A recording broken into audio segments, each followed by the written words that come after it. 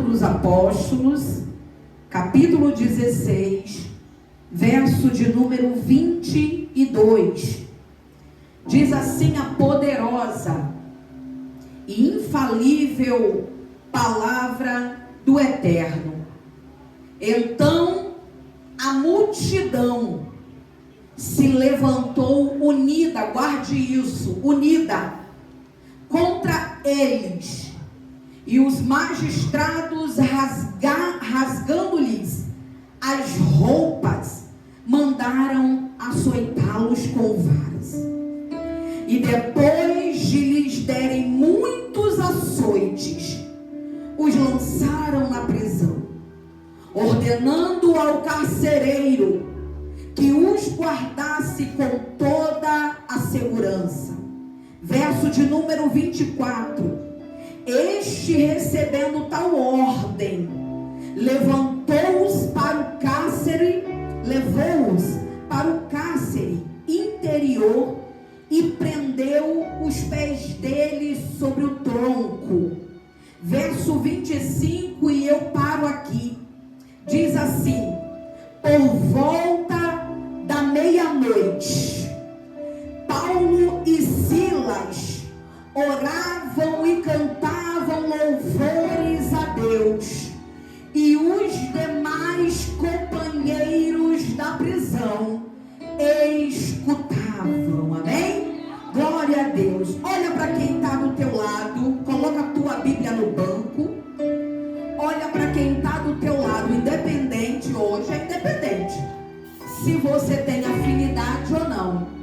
Você vai olhar para ele, você vai olhar para ela com uma voz doce e mansa e vai dizer: nessa dor existe um propósito escondido.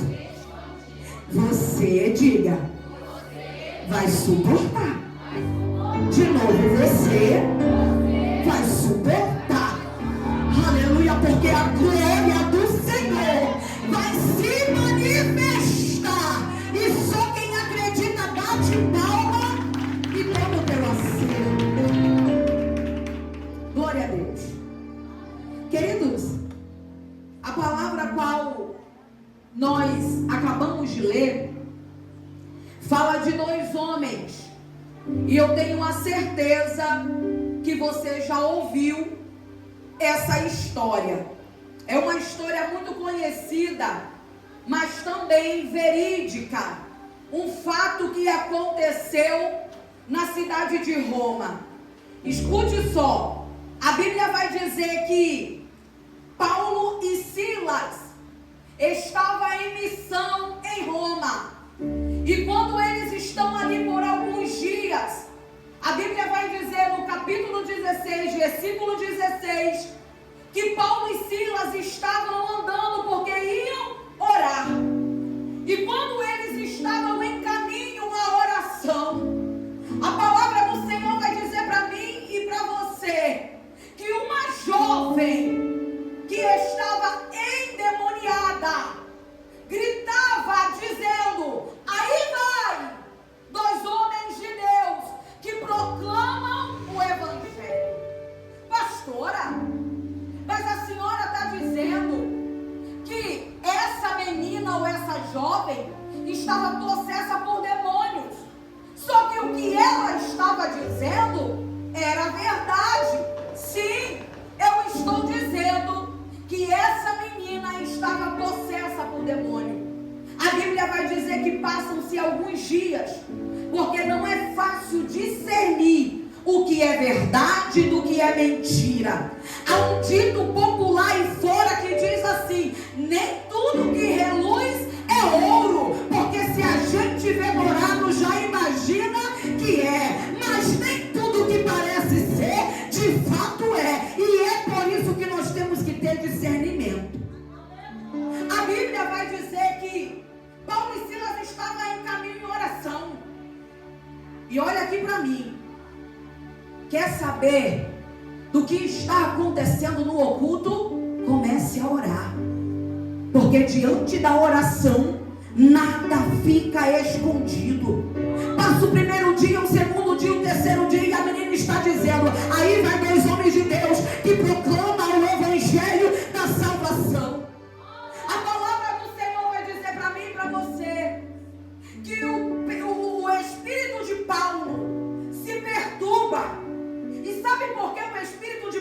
perturba? Porque quem tem o Espírito Santo sabe discernir o que é mentira do que é verdade. O espírito dele se perturba e ele, olhando para a menina, ele diz para ela: deixa ela em nome de Jesus. E o espírito que estava sobre a menina bate em retirada. Sabe por quê? Porque tem coisas, aleluia, que tu tem que usar a tua autoridade. E aonde está a tua autoridade? Está sobre o nome de Jesus. A Bíblia vai dizer que todo poder foi dado no nome de Jesus. Você vai ver pessoas que não reconhecem Cristo como Filho do Deus vivo, e eles proclamam o nome de Deus ou de deuses, mas eles não proclamam o nome de Jesus, porque no nome de Jesus, aleluia, toda mentira é cortada, todo mal é batido e retirada pelo poder do nome de Jesus. Aí a Bíblia vai dizer que depois que Paulo e Silas expulsa o demônio que estava dando lucro naquela cidade, os donos daquela menina ficam enfurecidos. Os donos daquela menina viu que não tem mais como ganhar dinheiro com ela. Aí sabe o que eles vão dizer? Aleluia! Eles vão se reunir. E a palavra do Senhor vai dizer no versículo de número 22 que a multidão se uniu. Ei, igreja do Senhor, olha o que a palavra do Senhor está dizendo para mim e para você. A multidão se uniu para açoitar os homens de Deus. E quando eu estava vendo essa palavra e o Senhor falando no meu coração, eu disse: Senhor, tem alguma coisa errada nos últimos dias com a casa do Senhor, com a igreja do Senhor, porque os filhos da treva se unem para fazer o mal, mas os filhos de Deus não se reúnem para fazer o bem. Tem alguma coisa errada. A palavra do Senhor vai dizer que quando eles pegam Paulo e Silas, eles dão uma coça de vara nele. Eles dão uma coça para que eles nunca mais voltem a fazer o que eles estavam falando. Mas olha para quem está do teu lado nessa noite e diga: o propósito é maior do que essa dor. Aleluia. Observe que eles vão açoitar Paulo e Silas. E eu já vi ministros da palavra do Senhor dizendo que eles apanharam por causa de uma libertação. Sim, nós sabemos que quando há uma libertação, existe o inimigo furioso para tentar contra a vida daqueles que se colocam de pé para orar por aqueles que estão cativos. Sim, não está errado. Mas eu meditando nessa palavra, igreja, eu descobri que essa menina, possessa por demônios, aleluia, foi um instrumento na mão do Senhor. Você não entendeu, porque senão você estava dando glória. Essa menina manifesta foi, aleluia, uma ferramenta na mão do Senhor, porque quando Ele quer fazer, Ele não escolhe pessoa. Ele usou uma mula para falar com Balaão. Você acha que Ele não vai usar você? Meu Deus! Você acha que Ele não vai usar alguém? Vai, porque existe um propósito maior. A Bíblia vai dizer que quando Paulo e Silas são expostos no meio da cidade, hey, e deixa eu te falar uma verdade, para te defamar, para te caluniar, para acabar com a tua vida, ó, o inferno se reúne para te humilhar. Verdade. Mas essa história não vai terminar do jeito que começou. Aleluia. quando eles colocam ele no meio da cidade, a Bíblia vai dizer que ele rasga, diaconisa Osana, as suas vestes. E quando eu estava vendo a respeito de vestes, fala sobre honraria, fala sobre cobrir a vergonha. A nossa roupa não foi criada à toa. A nossa roupa foi criada para esconder a nossa vergonha. E o que eles fizeram? Eles exporam dos homens de Deus a vergonha. E as vestes também fala de autoridade. Mas escute uma coisa: ainda que tramem, ainda que tentem, ainda que façam, ainda que tente mexer na tua, aleluia, integridade, existe um Deus no céu que tem compromisso contigo e que vela pela sua palavra. Capítulo 16, verso 16. Eles tentam roubar a adoração de Paulo e Silas no ego. Aí vai dois homens de Deus que proclamam a palavra da verdade. E deixa eu te falar uma verdade. O que tem de crente nesses últimos dias, eu não estou falando do ministério inteiro, eu estou falando de uma forma geral, tem perdido sua coroa diante do rei, tem perdido, aleluia, sua filiação de filho na casa do Pai, porque alguém está alimentando ela e ele e ela estão dizendo: é isso mesmo, eu sou tudo isso. Mas a glória dele ele não divide com ninguém. E Paulo e Silas sabia disso. Aleluia. Ego não vai te comprar. Ah, não compra não? Então agora vamos envergonhar, vamos expor a nudez deles. Levam para a praça, dão-lhe uma coça de vara, como diz o texto. Aleluia, louvado seja o nome do Senhor. Expôs a vergonha. Ali eles estavam dizendo, diante dessa vergonha, no meio de toda a cidade, ele nunca mais volta. Porque se fosse eu e você, talvez nós não voltaríamos, não é isso? Mas olha para quem está do teu lado e mais uma vez diz para ele, diz para ela: o propósito está escondido no meio dessa dor.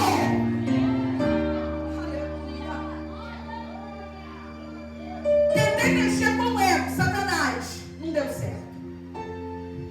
Agora eu vou expor, vou trazer uma vergonha para que nunca mais volte. Expôs. Paulo e Silas vão para a prisão. Chegando na prisão, Ana Carolina, aqueles homens que o prenderam, manda colocar um tronco sobre os seus pés. E eu quero que você entenda isso aqui, igreja do Senhor, porque nós estamos em guerra, nós estamos em luta. Não há pacificação entre filhos de Deus e os filhos da treva. Ou é ou não é. Eu não estou dizendo que é pessoas, eu estou dizendo no mundo espiritual. Ele diz assim: olha, esses homens são terríveis. Prende eles, coloca um tronco sobre os seus pés. Diga comigo, pés. Sabe por quê? Porque os pés na Bíblia significa proclamação do Evangelho. Tentaram mexer com o ego, não conseguiu. Expôs o pecado para todo mundo, não conseguiu. Agora prende os pés, que eu quero ver o que eles vão fazer. Mas um adorador de excelência, ele não para. Ele entende que é no caminho que ele percorre que o Senhor vai desvendar o mistério. Estão presos, mas não estão presos numa cela comum. Estão presos no subsolo. Estão com troncos nos pés e correntes, como homens terríveis. E tudo que eles fizeram foi libertar alguém. Mas o propósito é maior. Calma aí. A Bíblia vai dizer no verso de número 25, que à meia-noite, Paulo e Silas, todo machucado, pastor Nilson, pastor Edivaldo, todo lapiado. E eu quero trazer à tua memória que os crentes de hoje não conseguem mais entender o propósito. Ei, estava todo machucado, tinha levado uma surra, foi colocado na frente de todos, exposto. Aleluia. E mesmo assim a Bíblia vai dizer para mim e para você que à meia-noite o que é que eles fazem? Eles não podem se levantar, porque os pés eram colocados não numa posição confortável, mas numa posição desconfortável, aonde eles não conseguiam se movimentar. O diabo está furioso com quem se movimenta. O diabo está furioso com quem proclama o evangelho. Não estão confortáveis, açoitados. Talvez Paulo e Silas disseram assim, Silas falando para Paulo: Paulo, eu não estou entendendo nada que está acontecendo, porque tudo que nós fizemos foi obedecer a voz do mestre. Tudo o que nós fizemos foi obedecer a voz de quem nos mandou. Mas nós estamos na prisão, nós somos expostos e açoitados. E o que a gente vai fazer se a gente não está lá fora? O que a gente vai fazer se a gente não pode ir em cárcere falar com os presos? Aí Paulo, já mais entendido de navegação, de peleja, aleluia, ele diz assim para ele: só tem uma coisa que nós podemos fazer. E ele diz o quê? Adorar o santo nome do Senhor. A palavra do Senhor vai dizer que açoitado, talvez sem força, exposto com uma vergonha interna, ele faz o que o diabo odeia. Ele adora em qualquer situação, em qualquer momento, aonde ele estiver. É na prisão, não posso andar, mas na onde ele está, ele me vê, ele me vê, ele me vê, ele me vê. Paulo e Silas começa a adorar Hannah. Porque se tem uma coisa que quebra as barreiras é a adoração. Sabe aquele dia que tu tá moído? Sabe aquele dia, aleluia, que tu diz assim: eu vou desistir de tudo.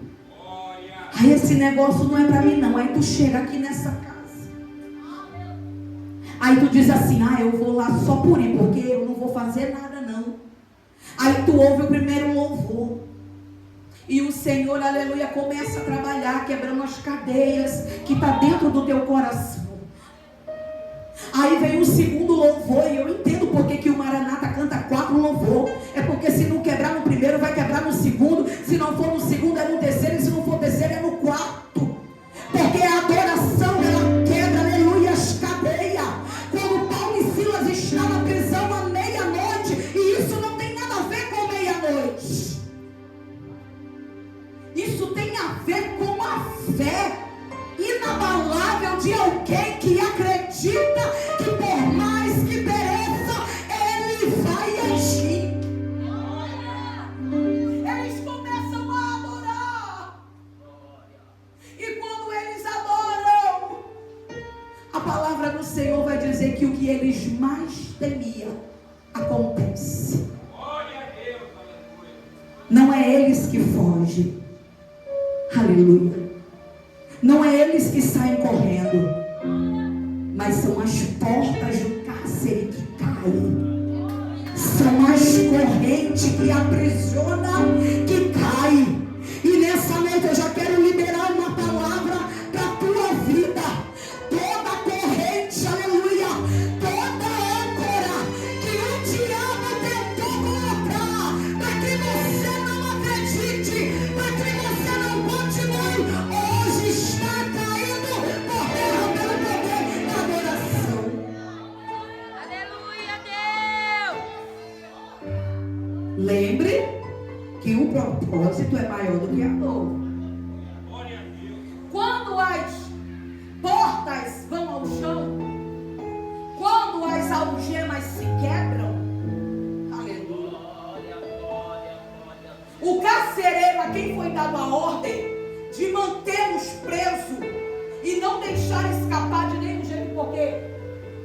exército de Roma era um exército terrível, igreja.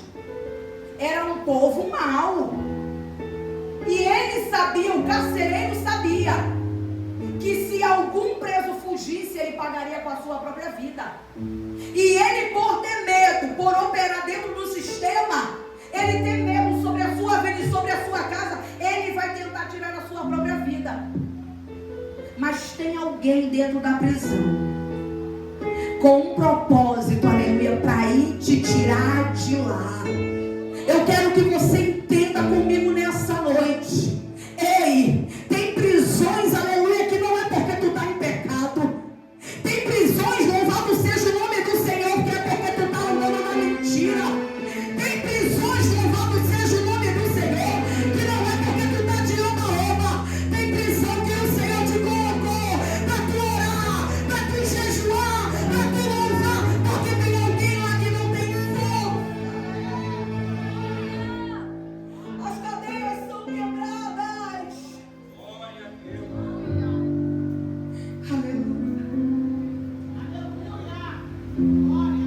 E o carcereiro fica agoniado, com medo de padecer com a sua própria vida. E Paulo vai gritar da onde ele está: não faça nada contra a sua vida. Nenhum de nós fugimos. E eu quero que você guarde isso aqui. A palavra do Senhor vai dizer que 1 João capítulo 3, verso de número 8, vai dizer assim: para isso se manifestou o Filho de Deus, para desfazer todas as obras do diabo. Pastor, o que a senhora está querendo dizer? Calma, eu vou te explicar. Eu estou querendo te dizer que em todo o tempo do relatório dessa história, não era uma guerra pessoal.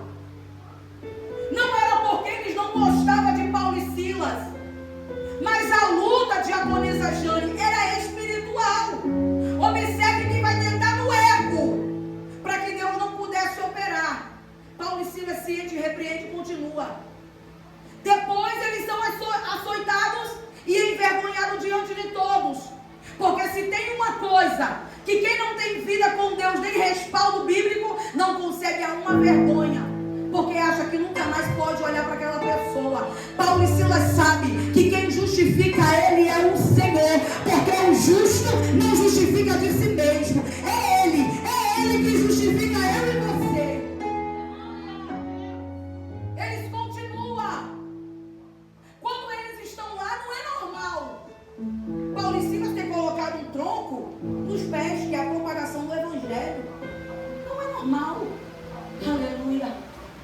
E quando eles cantam, adoram, que a prisão ela é toda aberta, Paulo e Silas permanecem no mesmo lugar. E o texto vai dizer que todos os presos continuam no mesmo lugar. Por quê, pastora? Eu vou te falar. Porque a libertação que um homem, que uma mulher de Deus precisa, não é libertinagem. Escute isso. A libertação que um homem e uma mulher de Deus precisa não é libertinagem. O que é libertinagem? É eu achar que posso todas as coisas. Para mim ser livre, eu preciso estar com um cigarro na mão. Para mim ser livre, eu preciso, aleluia, colocar a roupa mostrando todo o meu corpo. Para mim mostrar que sou livre, eu tenho que fazer o que eu quero. Mas a Bíblia vai mostrar para mim e para você que ser livre é você poder fazer, mas não querer fazer. Eita glória! Paulo e Silas era alguém que conhecia, mas quem estava lá dentro não conhecia. Aí agora tu vai falar, eu quero que tu fale no ouvido. Fala bem assim no ouvido dele, no ouvido dela, ó. Quando o Senhor, bem baixinho, quando o Senhor manifestar a glória dele sobre a tua vida, sobre a tua casa, sobre os teus filhos, sobre o teu trabalho, Quando a honraria dele chegar para ti, quando alguém te olhou de um jeito e agora te vê de outro, aí eles vão entender, aleluia. Eles vão entender que esse Deus que tu serve não é qualquer Deus, é o Deus Todo-Poderoso que fez o céu, a terra e está sobre ela.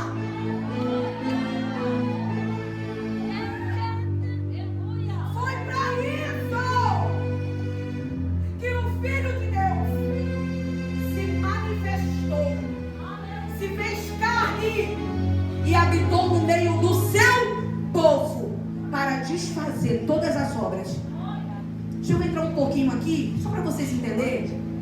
No Antigo Testamento não se falava sobre possessão demoníaca. Não se falava.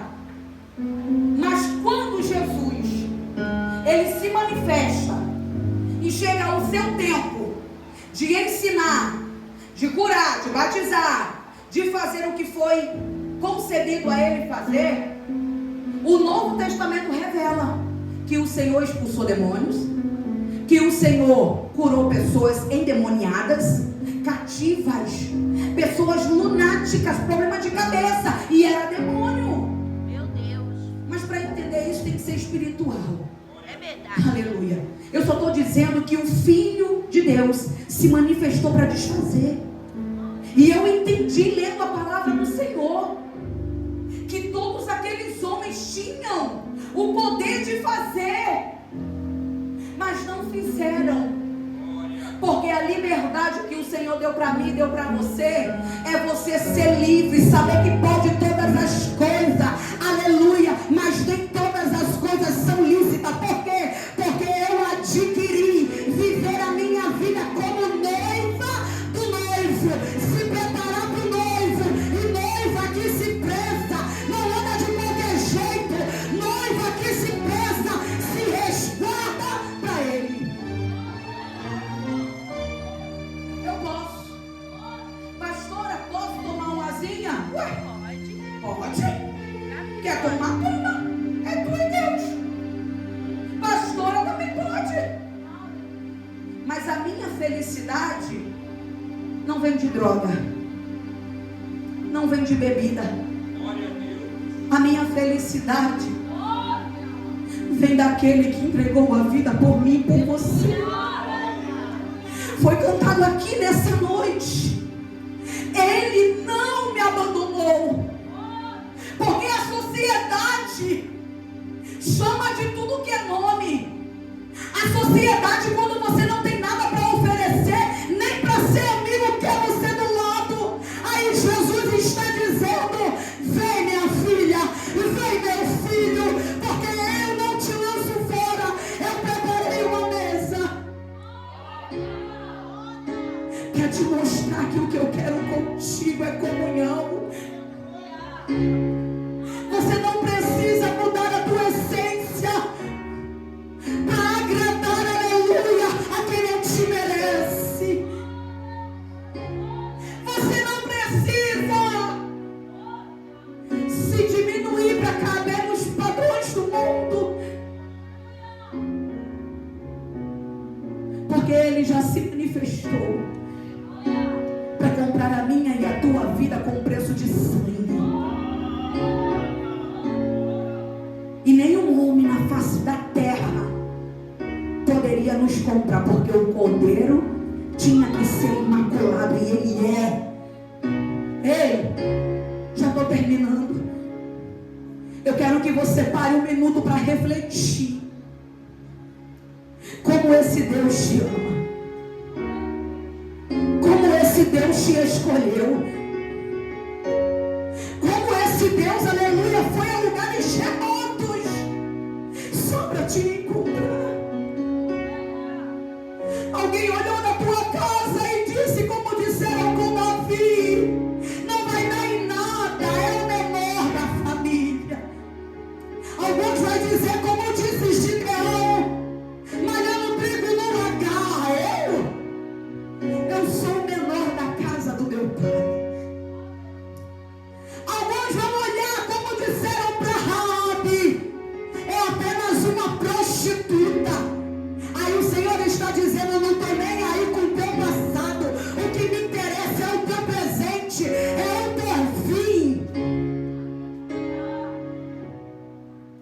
Ele te ama. E quando eu disse que o propósito é maior do que a dor, Cláudia, é que o propósito não era mais sobre Paulo e Silas. Diaconisa Jane, enquanto eu estava ministrando essa palavra, o Senhor só me trazia você. E eu falava, meu Deus, que mistério é esse? Hoje foi um dia muito corrido e difícil. Mas louvado seja o nome do Senhor. E quando o Senhor me trazia você, Ele me mostrava você orando no teu quarto. E você dizia essas palavras: Senhor, eu não entendo por que eu tento fazer o bem e recebo o mal. Por que eu tento me achegar e me fere? Por que eu tento ensinar e se afasta? Aí o Senhor falou assim: fala para minha serva que o propósito já não é mais sobre ela, é sobre quem por meio dela eu vou alcançar. Aleluia. A dor que Ele permite você viver, e eu não sei do que é, porque é particular, mas Ele me disse: a dor que Ele te faz viver é para te ensinar, é para te mostrar que há um propósito maior do que essa dor. Tu foi alcançada pela dor de alguém, e a partir de agora Ele te usa com essa dor para que tu possa resgatar mais para o seu celeiro. O propósito é maior do que a dor. O pensamento de desistência, o propósito é maior do que a dor. A vontade de fechar o coração. E o Senhor manda te dizer: o propósito é maior do que a dor. Obreiros da casa, o propósito é maior do que a dor. Não se limite a elas, não se apegue a elas, porque a tua vida foi entregue para o Senhor. Uma hora tu foi alcançado, mas a partir de agora tu é ferramenta de resgate para o Senhor. Louvado seja o nome do Senhor. Vou finalizar. Depois que Paulo grita ao carcereiro e fala para ele não fazer mal algum sobre a sua vida, a palavra do Senhor vai dizer para mim e para você que Ele diz assim: o que eu faço para me entregar a esse Deus? O que eu faço para ganhar a salvação? Aí Paulo vai dizer: se tu creres no Senhor Jesus, tu e a tua casa serão salvos. Eu creio, Jesus. É fruto da família. O propósito começou em você, Aleluia. mas não para em você. É verdade, Jesus. O que faço para herdar a salvação? Crê no Senhor Jesus.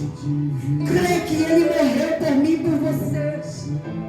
Crê, Fabiana, que Ele pode fazer sobre a tua vida.